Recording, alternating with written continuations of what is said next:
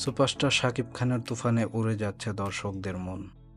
রায়হান রাফি পরিচালিত তুফান cinema 17 June ঈদের দিন 130টি হলে একসাথে রিলিজ দেওয়া হয়। অ্যাকশন ধাঁচের সুপার কমার্শিয়াল এই মুভিটার টিজার প্রকাশ হওয়ার সাথে সাথেই চারিদিকে হইচই পড়ে গিয়েছিল।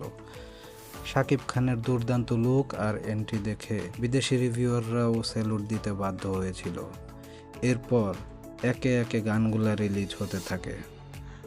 প্রীতম হাসানের গাওয়া লাগে উড়াধুরা গানটা তো 50 মিলিয়ন ভিউ ছাড়িয়ে গেছে ইউটিউবে।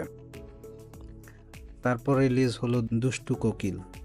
মিমি চক্রবর্তীর আবেদনময়ী লুকের সাথে সুপারস্টার শাকিব খানের ভিলেন আন্দাজের ডায়লগ ডেলিভারি কাঁপিয়ে দিয়েছে মিডিয়া জগৎকেও।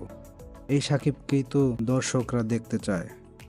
সুপারস্টার শাকিব খানের দুর্দান্ত লুক, অভিনয় আর অ্যাকশন দেখার জন্যই তো দর্শকরা সারা বছর মুখিয়ে থাকে। আমাদের সবার প্রিয় সুপারস্টারের তুফানের জন্য রইল শুভকামনা।